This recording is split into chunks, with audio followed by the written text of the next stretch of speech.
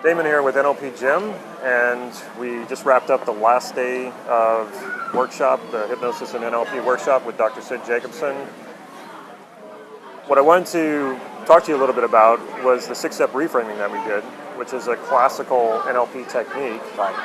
A lot of people in NLP think that started out as an NLP process, when in actuality that started out as a hypnotic process, right? It's really interesting. It has an interesting history. If you ask Richard told me a long time ago that he mostly got the idea from Virginia, from the way that Virginia did what were called parts parties. So the idea was that we are all made up of a number of parts, and these parts get into conflict, but you can use them to work with each other to get more integrated.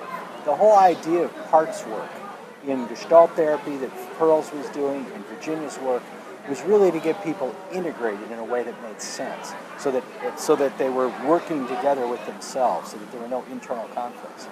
So overall, he had the idea of having people get into those parts, finding a part that's creating some sort of a problem or an issue for somebody, then finding out why that part's doing that. So what's the positive intention behind that part? And then going to the person's creative part to come up with alternative ways to behave. Now, the idea of that isn't different than what classical hypnotists were doing. Many classical hypnotists said if somebody has some kind of a problem, they've got some underlying need, or there's some underlying gain by having that problem. So if we can just have the person in trance go find out what that is, then we can find some way to deal with it. So I've been in classical hypnosis trainings where the person doing the hypnosis would simply have somebody go into trance and basically ask them, what are you doing that for? What's the good thing about that? Or why are you behaving that way? And getting the answer from the unconscious, whatever the unconscious is, and then saying, well, there's got to be some better way to do that than this. So instead of having warts or hives or being a jerk or whatever problem that you're having, why don't we find another way to basically meet that same need? So they combined these things together in a way where there was a format where people could basically do hypnosis without having to have a formal induction, without having to call it hypnosis, but making sure that they went through all the steps that were necessary to successfully do a piece of change work and make sure that it was safe by being ecological. So what they did was they took the idea of a problem actually being something else. It's actually a solution to something else you don't know about. Or another way of talking about it is it's meeting some need, but the need is unconscious, so you don't know what that is. That was an idea that was around in hypnosis and probably in other therapies as well. They combined that with Virginia's idea of parts parties, and then adding in the idea of an ecological check to make sure that the person was fully integrated and that everything was working together and that you hadn't created new problems by solving the old ones. The real value was not just that you were putting all these things together into a format. The real value was that it was a format.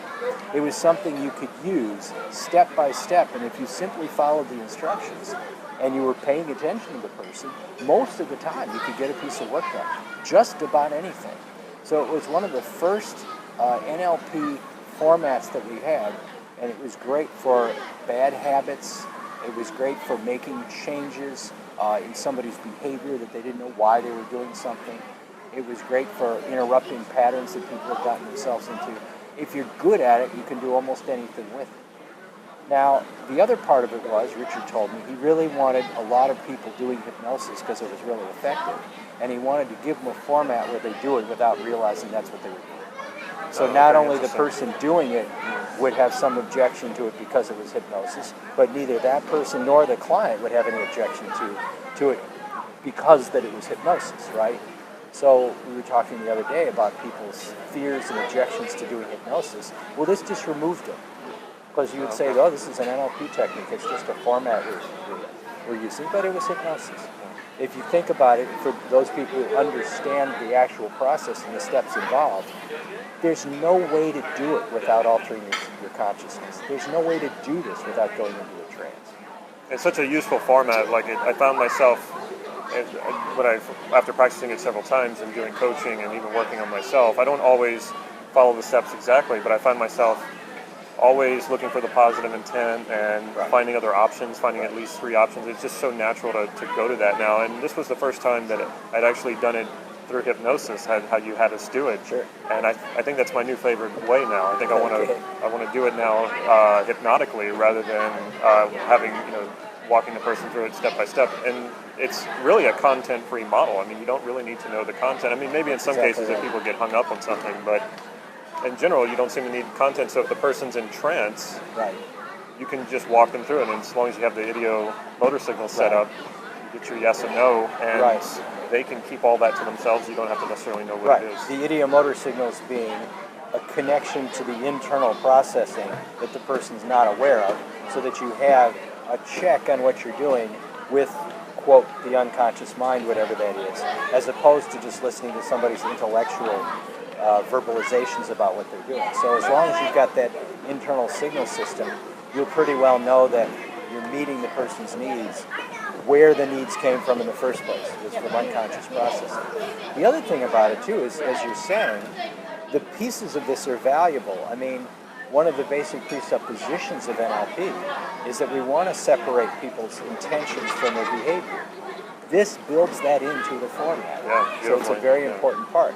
The other part is that we all have all of the resources we need.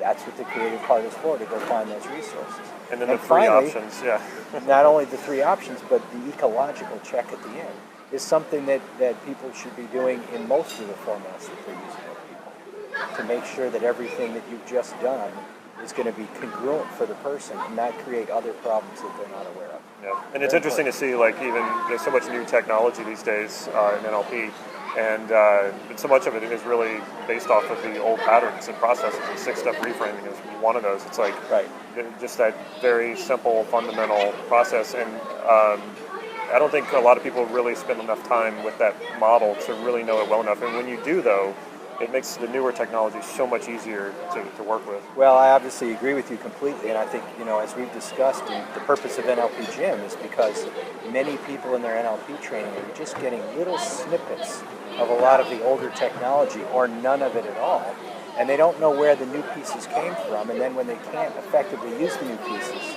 they don't know why, because they don't know how they work. They don't know what they're built out of, they don't know what they came from, and they don't know how to adjust their behavior or their communication in a way to get it to work. And I'm 100% in agreement with you. I think we need to be teaching people the basics really, really well.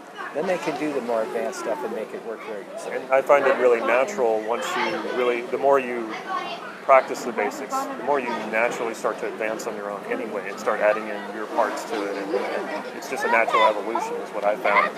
I heard a guy who does practitioner trainings up in Singapore, and he said, I only do practitioner trainings. If you really do a very good practitioner training, you don't need master practitioner. I don't 100% agree with that, but he was making a really good point, because you kind of naturally advance on your own and evolve yourself if you're practicing the basics. Right.